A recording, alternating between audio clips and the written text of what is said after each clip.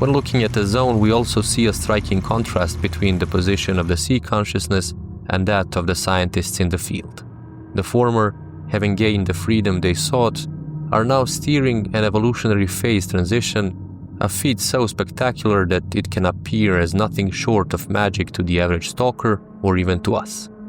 The latter, meanwhile, are in part forced to work in service of the shallow needs of clans and mercenaries who supply them with artifacts in exchange for better equipment.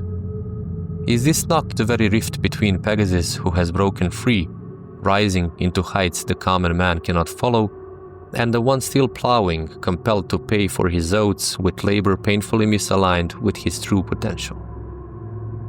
And now it seems we've arrived at a paradox. We initially defended practicality only to shift our perspective and stand in defense of thinkers. But the paradox is only apparent, for we have consistently insisted on one and the same point. There is no final answer. Things are relative, complex, and painted in shades of grey. And I believe we have shown that the game insists on this too. If anything has become evident in all we've said so far, it's that Stalker does not offer easy answers, nor does it align itself hastily with any side. It raises questions and contemplates human existence in all its anguish and beauty. It portrays the tension between order and chaos in all its forms, without attempting to resolve it, for it knows, just like the Strugatsky brothers, that there is no resolution. So, as exceptional, gifted, and skeptical as Dr. Pillman may be, he is still not the embodiment of some pure entity we might call science.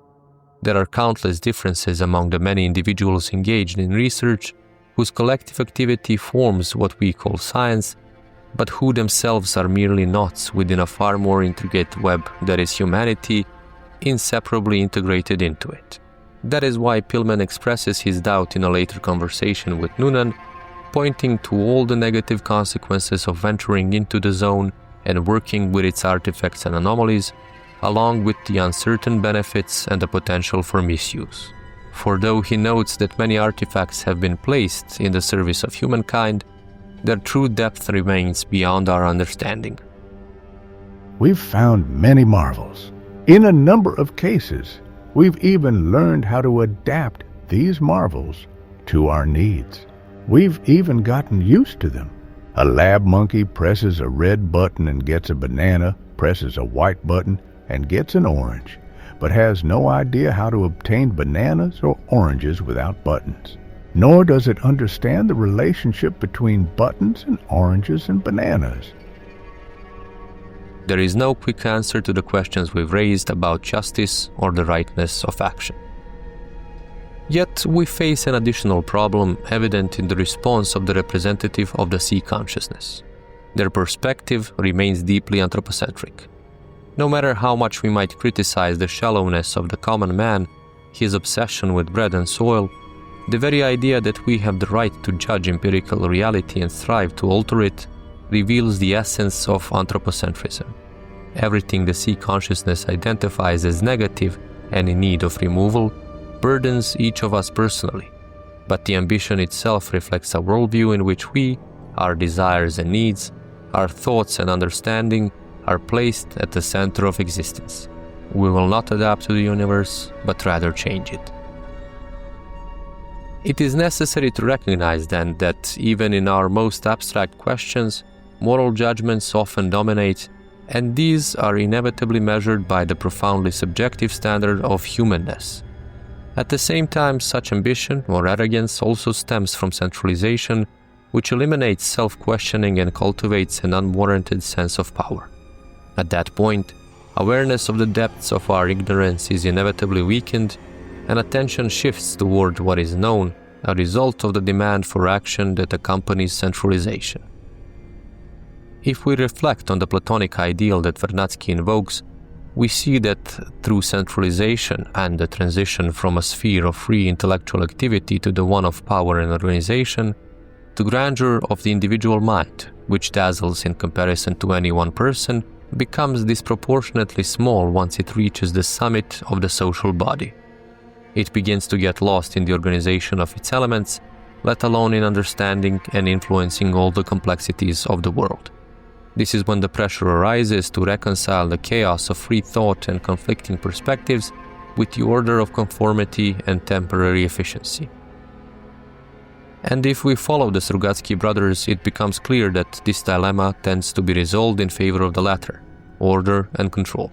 The initially heightened efficiency or semblance of order is ultimately paid for with a loss through rigidity, the suppression of uncensored innovation, the stifling of associative freedom and creativity, which, through the sea of trial, error, luck, and accident, give rise to discoveries that a centralized system is fundamentally incapable of producing.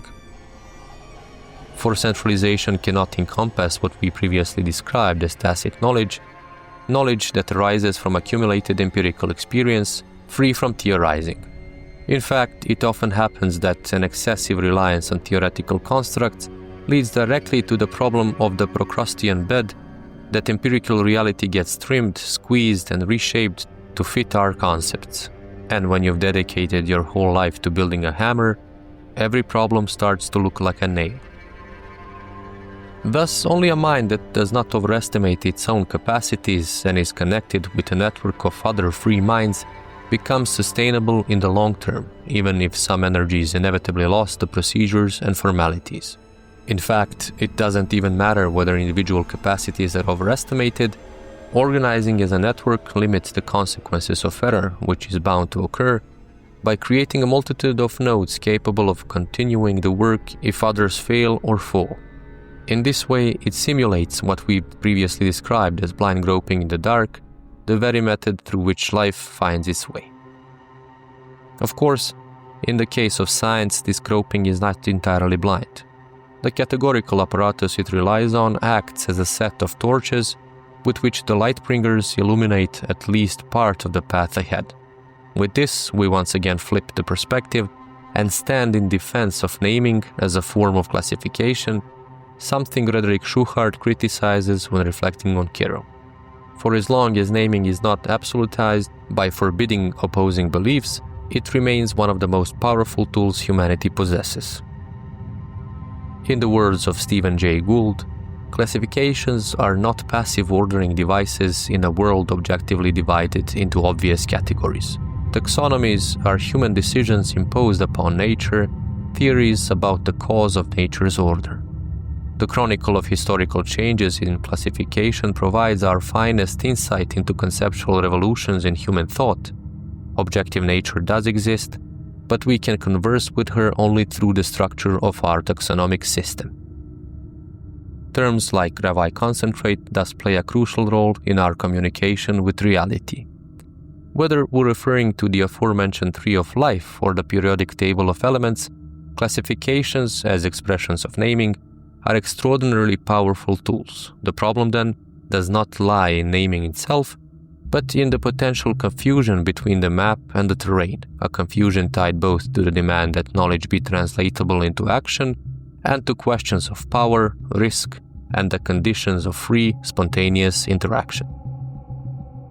In a diffuse system of power and responsibility, my mistake does not have to cost others, or at least not too much, whereas in a centralized structure, the errors of those in control cost us all, especially if those in power begin with the belief in a single correct path or a predetermined outcome of history and then proceed not to test their convictions, but to seek confirmation for them. Thus, in contrast to the sea consciousness, which reshapes the world according to its will, resonating with the ideas of the omega point and the noosphere as the enhancement of the biosphere, and by extension the geosphere, we find a network of scientific units and other agents like Strelok who adapt to the zone, that is, who evolved. The former claim to know what is right, the latter question and discover. And so, after the physical layer of information and the ultimate intelligence embedded in the zone, we arrive at the third, least obvious manifestation of the noosphere: the globalization of science, the nature of research grounded in collaboration and the development of shared terminology, and the institutionalization of knowledge production. All of these are manifestations of the noosphere, echoed in the network of research installations through which the game's protagonists move and with whom they cooperate to find solutions to the challenges the zone presents.